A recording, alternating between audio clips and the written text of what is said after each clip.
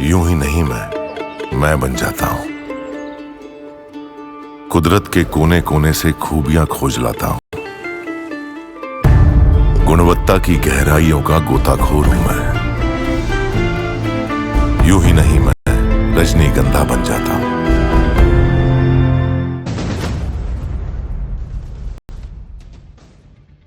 प्रधानमंत्री नरेंद्र मोदी और उत्तर प्रदेश के मुख्यमंत्री योगी आदित्यनाथ ने सनातन की जो ब्रांडिंग की है उसकी झलक महाकुंभ ने पूरी दुनिया को दिखाई। महाकुंभ अपने अंतिम पड़ाव पर पहुंच चुका है। कल महाशिवरात्रि के पवित्र स्नान के साथ महाकुंभ का समापन हो जाएगा।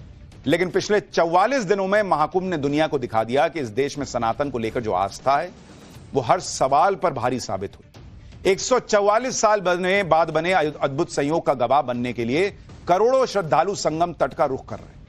पूरे महाकुंभ के दौरान हर रोज औसतन करीब 1.5 करोड़ लोगों ने गंगा यमुना सरस्वती की त्रिवेणी पर आस्था की डुबकी लगाई। कल महाशिवरात्रि का पवित्र स्नान है, जिसके लिए एक बार फिर महाकुंभ में महाभीड़ जुटने लगी है। प्रयागराज में संगम तक श्रद्धालुओं से खचाखच भर चुके हैं और प्रयागराज की तरफ जाने वाली सड़कों पर कई जगहों पर जाम लग चुका है। रेलवे स्टेशन से लेकर सड़क तक पर हर तरफ सनातनियों का रेला दिख रहा है। अगर आप भी महाकुंभ जा रहे हैं तो वहां की सबसे जरूरी और सटीक रिपोर्ट आपको अभी दिखाऊंगा। महाकुंभ में उमड़ रहे आस्था के सैलाब के बहाने सीएम योगी ने महाकुंभ पर सवाल उठाने वालों पर आज बड़ा अटैक भी किया। योगी आदित्यनाथ ने कैसे हर बात पर सनातन का विरोध करने वालों को निशाने पर लिया, इसके बारे में आगे बताऊंगा। पहले देखिए महाकुंभ में महाशिवरात्रि के स्नान के लिए कैसे महाभीड़ जुट रही है। ये तस्वीरें जो अब आपको दिखा रहा हूं वो प्रयागराज के संगम नोज की है, जहां गंगा यमुना और सरस्वती का संगम है। महाशिवरात्रि के स्नान के लिए पहुंच रहे श्रद्धालु भी इसी त्रिवेणी पर स्नान करने की इच्छा लिए महाकुंभ पहुंचे हैं, जिसकी वजह से आज से ही संगम नोज पर भारी भीड़ जुटने लगी। हर श्रद्धालु चाहता कि कल ब्रह्म मुहूर्त में वो महाशिवरात्रि के मौके पर आस्था की डुबकी लगाए। हालांकि प्रशासन ने श्रद्धालुओं से महाकुंभ में पहुंचने पर नजदीकी घाटों पर स्नान करने की अपील की, लेकिन फिर भी संगम नोज पर किस तरह जनसैलाब उमड़ रहा है उस पर जरा ग्राउंड जीरो से हमारे सहयोगी की एक रिपोर्ट देखिए। फिर आपको बताता हूं कि 10 साल में मोदी योगी ने जो ब्रांडिंग की है उसका क्या इंपैक्ट दिख रहा है। आप देखिए यह संगम नोज है और आप देखेंगे यहाँ पर कितनी बड़ी संख्या में जो भीड़ है वो अभी से इकट्ठा होनी शुरू हो गई है। लोग कोशिश कर रहे हैं कि वो रात में ही यहाँ पर संगम के किनारे पहुंच जाए और उसके बाद आज रात में प्रतीक्षा करने के बाद कल सुबह ब्रह्म मुहूर्त में स्नान करने के बाद अपने गंतव्य तक जाएं। कल शिवालयों में भी यहाँ पर भीड़ रहने वाली है। लोगों की कोशिश है कि कल यहाँ से जो जल है वो लेकर और महादेव को अर्पित किया जाए, महादेव को चढ़ाया जाए। और यही कारण है कि यहाँ पर आप देखिए कि लोग जो है वो बड़ी संख्या में अभी आपको पहुंचे हुए नजर आएंगे।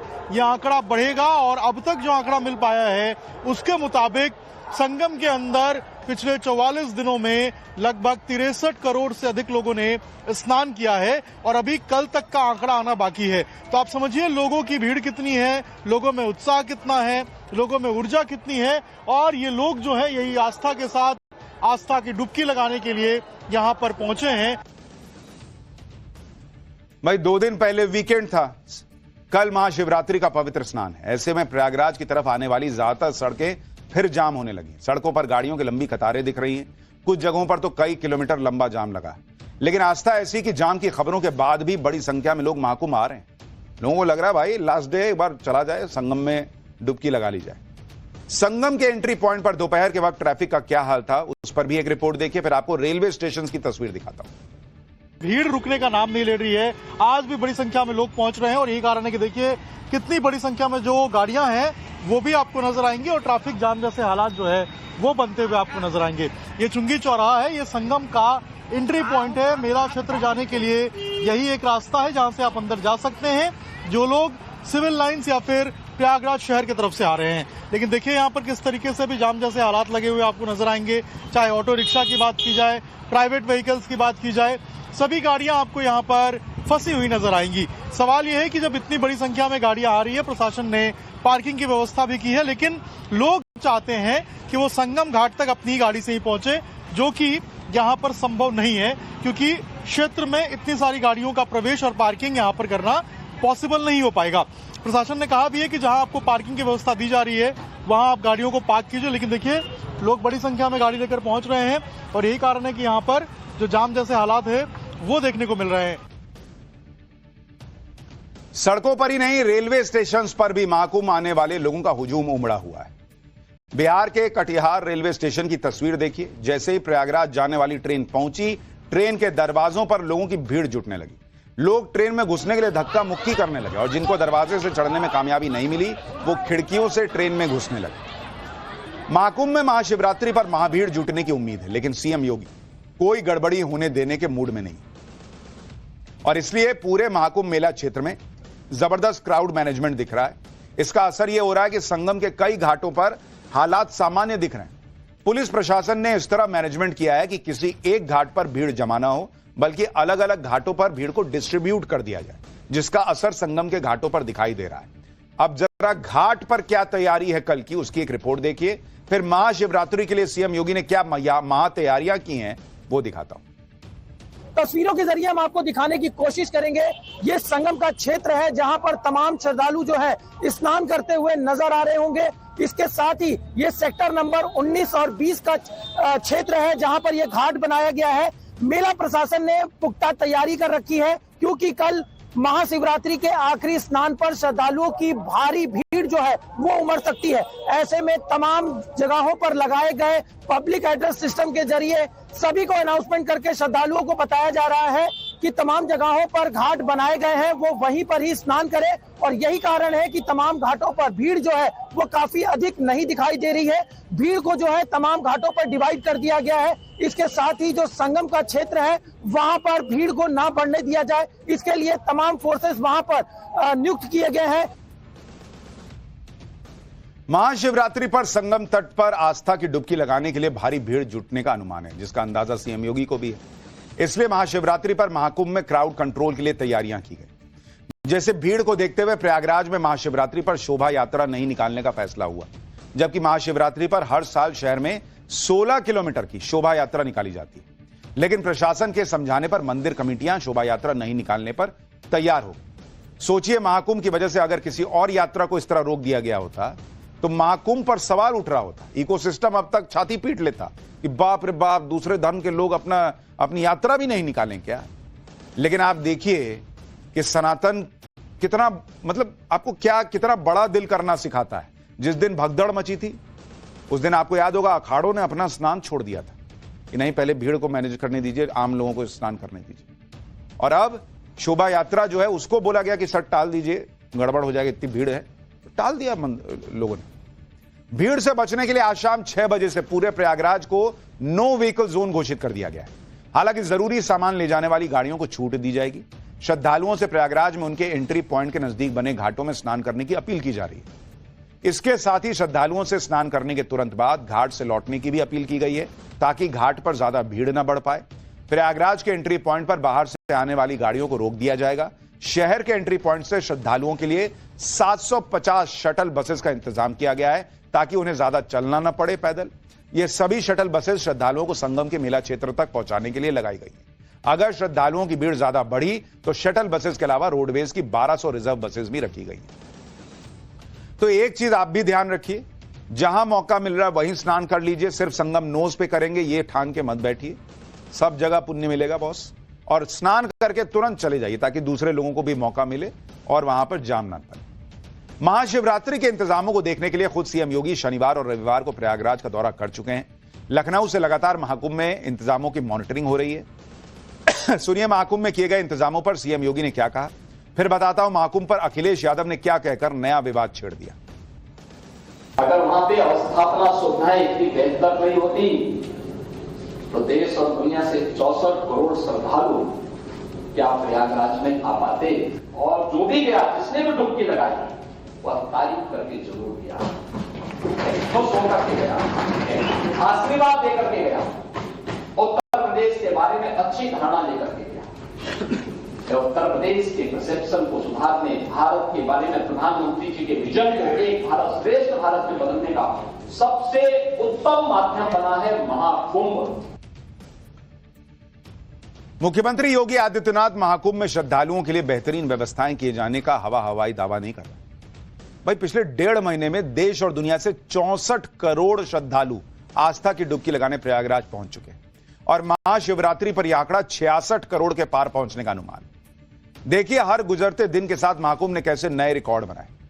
13 जनवरी पौष पूर्णिमा पर 1,70,00,000 से ज्यादा श्रद्धालुओं ने स्नान किया। इसके बाद 14 जनवरी को मकर संक्रांति पर पहले अमृत स्नान में 3.5 करोड़ लोगों ने आस्था की डुबकी लगाई। फिर 29 जनवरी को मौनी अमावस्या पर दूसरे अमृत स्नान में 7,64,00,000 श्रद्धालुओं ने आस्था की डुबकी लगाई। इसके अलावा 3 फरवरी को बसंत पंचमी के मौके पर तीसरे अमृत स्नान के दिन 2,57,00,000 लोगों ने संगम में डुबकी लगाई। 12 फरवरी को माघ पूर्णिमा पर करीब 2 करोड़ लोगों ने स्नान किया। और जो लोग भी महाकुंभ पहुंचकर आस्था की डुबकी लगा रहे हैं वो महाकुंभ में किए गए इंतजामों की तारीफ ही करते हुए वापस लौट रहे हैं। सुनिए पब्लिक को। योगी जी ने कहा है जिसने जो देखना चाहा महाकुंभ में उसको वो दिखा। आपको इस महाकुंभ में क्या दिखा? सर इस महाकुंभ में बहुत अच्छा लगा, जो है हमारे मोदी जी योगी जी की बहुत अच्छी व्यवस्था है। आपको क्या दिखा महाकुंभ के? यहाँ पे तो योगी जी की बहुत सारी सुविधाएं दिखी, बहुत अच्छा यहाँ पे व्यवस्था की योगी जी ने, बाकी तारीफ ही लायक है। कैसा लग रहा है संगम? बहुत अच्छा, बहुत सुंदर, बहुत योगी जी की बहुत बड़ी व्यवस्था है, बहुत अच्छा है। मोदी जी की ऐसी व्यवस्था है, ऐसी पूरे हिंदुस्तान में छा गई है, विदेशों तक लहर जा गई है इसकी। क्षेत्र मथुरा से आया हूँ और इतनी भीड़ देखते हुए यहाँ की व्यवस्था कहेंगे बिल्कुल नंबर 1 है। योगी जी और मोदी जी ने जो हिंदुत्व का परचम लहराया है वो आज पूरी दुनिया को यहाँ से दिखाई दे रहा है कि हम सब एक हैं, हमारा हिंदुत्व एक है, सनातन धर्म एक है। अब यही बात कुछ लोगों को हजम नहीं हो रही कि भाई जिस हिंदू को जाति में बांटने का प्रयास होता है वो हिंदू एक होने की बात कैसे कर सकता है? फिर वो जाति वाले कार्ड का क्या होगा? लोग भर भर कर इंतजामों की तारीफ कर रहे हैं, लेकिन आज अखिलेश यादव ने एक बार फिर महाकुंभ पर सीएम योगी को घेरा, श्रद्धालुओं के आंकड़े पर तंज किया। सुनिए अखिलेश यादव। और ये अपने आप को चमकाना चाहते थे, अपने आप को चमकाते चमकाते उन्होंने व्यवस्था खराब कर दी। और जब जब मुख्यमंत्री गए होंगे प्रयागराज तब तक वहां कुंभ में आग लगी है। अगर वो 10 बार गए तो 10 बार आग लगी, 12 बार गए तो 12 बार आग लगी। और एक बार तो सुनने में आया कि कुछ लोग गुब्बारे से उड़े थे, गुब्बारे में आग लग गई। इतनी आग कभी कुंभ में नहीं लगी होगी जितनी इनकी सरकार में आग लगी है।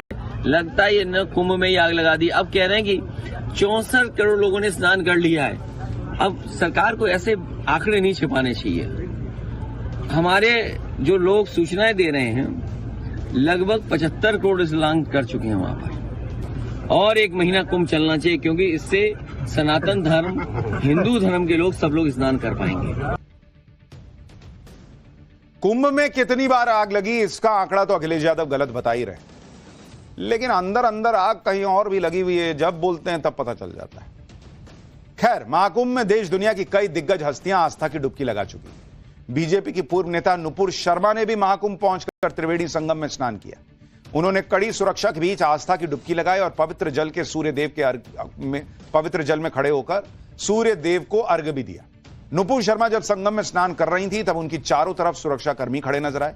दरअसल बार बार धमकियां मिलने की वजह से नुपुर शर्मा बहुत कम ही सार्वजनिक जगहों पर दिखती, लेकिन तमाम खतरों के बावजूद हिंदू और हिंदुत्व की बात करने वाली नुपुर शर्मा महाकुंभ में आस्था की डुबकी लगाने पहुंच गई। पीएम मोदी और सीएम योगी ने सनातन की ऐसी ब्रांडिंग की है बॉस पिछले कुछ समय में कि महाकुंभ में स्नान के लिए बॉलीवुड वालों की भी लाइन लगी हुई है। भाई एक वक्त था जब बॉलीवुड वाले घबराते थे कि कहीं ऐसे कार्यक्रम में चले गए तो फिल्में मिलना ना बंद हो जाए, क्योंकि बॉलीवुड पर तो लेफ्ट की सोच का बड़ा प्रभाव रहता था।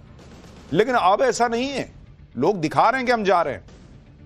भाई कल कटरीना कैफ गई अपनी सास के साथ महाकुंभ में आस्था की डुबकी लगाने पहुंची। कटरीना कैफ, एक्ट्रेस तमन्ना भाटिया भी अपने परिवार के साथ महाकुंभ गई, त्रिवेणी में स्नान किया। रवीना टंडन अपनी बेटी राशा थडानी के साथ महाकुंभ पहुंची, जहां दोनों ने संगम में आस्था की डुबकी लगाई। रवीना टंडन और उनकी बेटी राशा थडानी ने स्वामी चिदानंद सरस्वती समेत दूसरे साधु संतों से मुलाकात भी की। रवीना टंडन और उनकी बेटी स्वामी चिदानंद सरस्वती के साथ भजन कीर्तन भी करती दिखाई दी। इस दौरान कटरीना था भाई कि जब भारत की पहचान गरीब देश, गरीबी, गंदगी, महाकुंभ में अरे गरीब लोग आते हैं, गंदगी होती, इस तरह की पहचान बनाई गई थी।